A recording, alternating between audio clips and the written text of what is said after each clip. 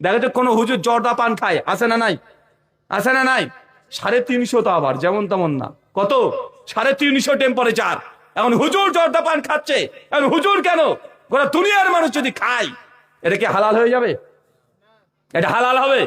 এখন আপনি বিড়ি টানছেন, এখন আপনাকে বলছে ভাইজান বিড়ি খাওয়া হারাম, বিড়ি খেলে আপনার ইবাদত কবুল হবে না, অন্য ইবাদত কবুল হলেও আপনার দোয়া কবুল হবে না, দোয়া নিশ্চিত 100% কবুল হবে না, এটা জেনে রাখেন।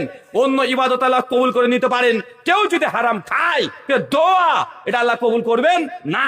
সেই মুসলিম মুসনাদ আহমদের একটা বর্ণনা, আপনি যদি কাবা শরীফের গিলাফ ধরে হাওমাও করে কান্না করেন যে আল্লাহ তোমাকে ক্ষমা করে দাও, তুমি ক্ষমা করে দাও, কিন্তু শরীরে যদি হারাম প্রবেশ করে, হারাম খান, আল্লাহ আপনার দোয়া কবুল করবে না। আল্লাহ নবী জামানাতেই একজন ব্যক্তি কাবা শরীফের সামনে গিয়ে গিলাফ ধরে হাওমা করে কান্না করছে, চোখের পানি ছেড়ে দিয়েছে, আর বারবার বলছে আল্লাহ, বিভিন্ন দোয়াতে সে লিপ্ত আছে। নবী তখন বলছেন যে এই ব্যক্তির দোয়া কিভাবে কবুল হবে? যে পোশাক পরেছে সেটা হারামের টাকার, যে পোশাক পরেছে এটা হারামের টাকার, যে খাবার খেয়েছে, খাবার খেয়ে তার রক্ত মাংসের শরীর তৈরি করেছে, এটা হারাম, হারাম ভক্ষণ করেছে। তো এই ব্যক্তির দোয়া কবুল কিভাবে হতে পারে? কাবা শরীফের সামনে গিয়ে সে দোয়া কবুল করতে পারবে না।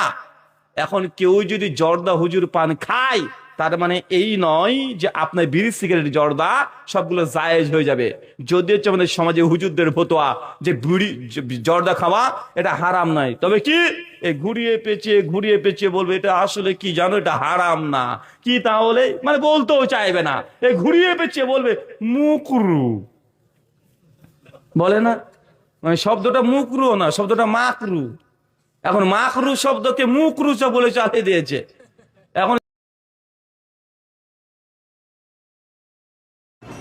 ভাই, এই হুজুরের নাম হইতেছে রাহুল ব্রাদার, বাড়ি ইন্ডিয়া।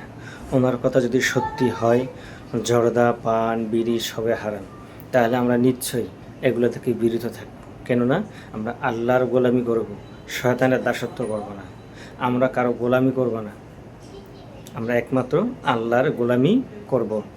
ঠিক আছে? আল্লাহর ভালোবাসার স্বার্থে আমরা সকল কিছু হারাম ত্যাগ করব ইনশাআল্লাহ। আপনাকে আমাকে সবাইকে বোঝার এবং এগুলো করার তৌফিক দান করুক, আমিন।